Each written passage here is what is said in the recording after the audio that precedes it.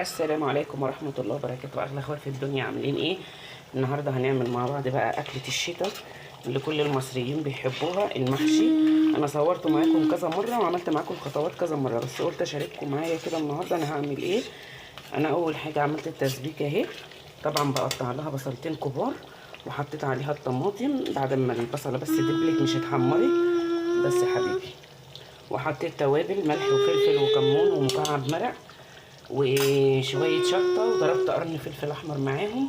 والنهارده هعمله على لحمه، اللحمه هي بتتسلق معايا اهي بس عشان الدخان مش مبين قوي اهو.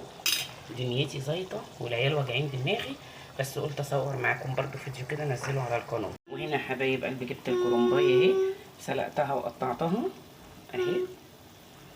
طبعا اي ورقه فيها حته زياده او اي حاجه انا بظبطها في اللف، هوريكم برضو بلف صابع المحشي ازاي.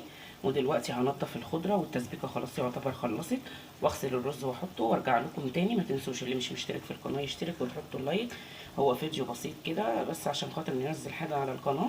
خليكم معايا اغلى اخوات حبايبي. خلاص عملت الصلصه اهي بالرز، دول سايباهم في الحله لو احتجت هاخد اهو اللي هحشي منه. بصوا حمرا وجميله الدخان بس، حمرا وجميله ازاي. وهنا جبت ربع كيلو فلفل بحبه هعمله، انا كنت هعمل بتنجان بس لقيت الوقت هيضايقني لاني صاحيه متاخر، فقلت مش مشكله لو زاد رز ابقى اعمل بتنجان بعد كده.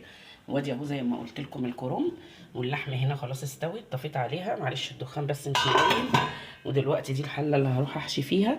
انا باخد بواقي الورق، ما برميش اي حاجه خالص، باخد بواقي الورق اللي بيتبقى من ورقه مهريه، بواقي الورق اللي هي الحته الاخرانيه باخدها احطها في الحله كده. وده الفلفل مطرح ما بنضفه، ما بعرفش انضفه غير كده، فمطرح ما بنضفه باخده يدي ريحه وفي نفس الوقت يحمي الحله انها لو اتلسعت يعني او اتحرقت او كده.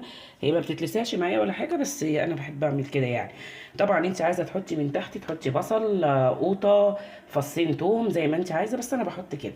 هروح دلوقتي احشي وارجع لكم تاني، خليكم معايا حبايبي. خلاص اهو حشيت اهو، بصوا مفيش ولا رزايه ولا اي حاجه. هحط طبق عليه واحطه على النار يغلي غلوتين واوطي عليه اهو يا حبايبي. طبعا اتبقى عندي الرز هشيله عادي في الفريزر، وبعد كده بعديها بيومين ولا حاجه لو عايزه اجيب بتنجان اجيبه واعمله اهو. خليكم معايا حبايبي، انا كده خلاص خلصت. ادي اللحمه اهي استوت وفضيتها في حله طبعا صغيره.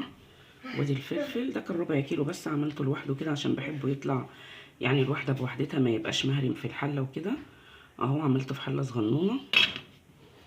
وادي الكرنب اهو يا حبايب قلبي استوى خلاص، بس انا بحب اما اطفي عليه كده اكتمه شويه فمش هغرف دلوقتي. وكده نبقى وصلنا لنهايه الفيديو. ما تنسوش يا حبايبي الاشتراك في القناه، والسلام عليكم ورحمه الله وبركاته.